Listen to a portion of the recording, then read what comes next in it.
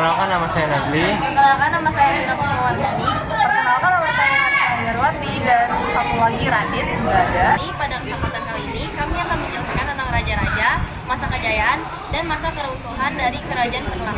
Kerajaan Perlak, atau dikenal juga dengan nama Korela, berada di daerah Aceh Timur, tepatnya di sekitar wilayah Perlak sekarang. Kerajaan ini didirikan pada abad ke-9 Masehi, yaitu sekitar tahun 840 Masehi. Nama Perlak diambil dari nama sebuah jenis kayu yang sangat terkenal di daerah tersebut, yaitu kayu perlak yang dulunya banyak dipakai untuk membuat kapal-kapal besar. Selain letaknya strategis di jalur pelayaran internasional, Perlak juga menjadi tempat singgahan para pedagang dari Arab, Persia, dan India.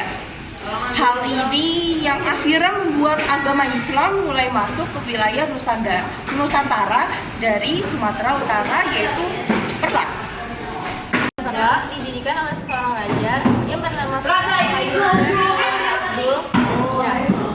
Beliau adalah seorang keturunan Arab Persia yang datang ke Nusantara bersama para pedagang Muslim. Pada saat itu, masyarakat Perlak mulai mengenal ajaran Islam dari para pedagang dan ulama yang jadi pedagang di wilayah Aceh.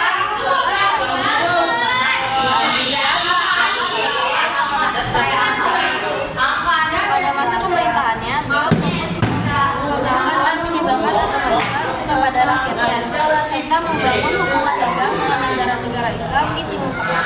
Hal ini menjadikan Kerajaan Perlak sebagai kerajaan Islam pertama di Indonesia, bahkan sebelum Samudra Pasai. Penyebaran Islam di Perlak juga semakin luas karena adanya pernikahan dengan para pedagang dengan penduduk lokal. Selain itu, para ulama dan cendekiawan Muslim juga mulai menetap di Perlak untuk berdakwah. Konflik internal. Kerajaan Perlak mengalami masa kejayaan selama beberapa abad. Pada saat itu, Perlak menjadi salah satu pusat perdagangan Muslim di Asia Tenggara.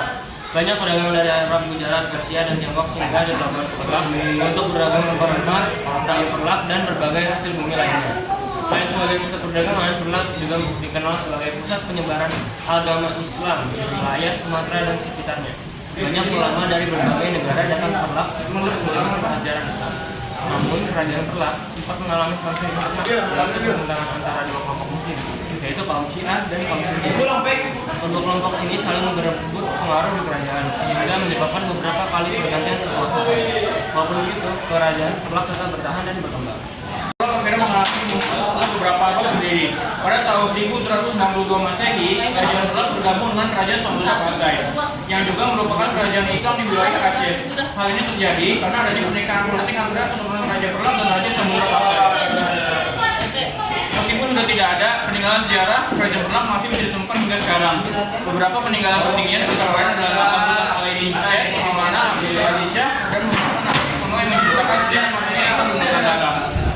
Kerajaan Perlak memiliki peran besar dalam sejarah Indonesia karena menjadi pintu masuk Islam pertama kali di Nusantara dan menjadi kerajaan Islam tertua di Indonesia. Nah, itu tadi penjelasan kami tentang Kerajaan Perlak. Semoga pembelajaran tadi menambah wawasan buat kalian semua.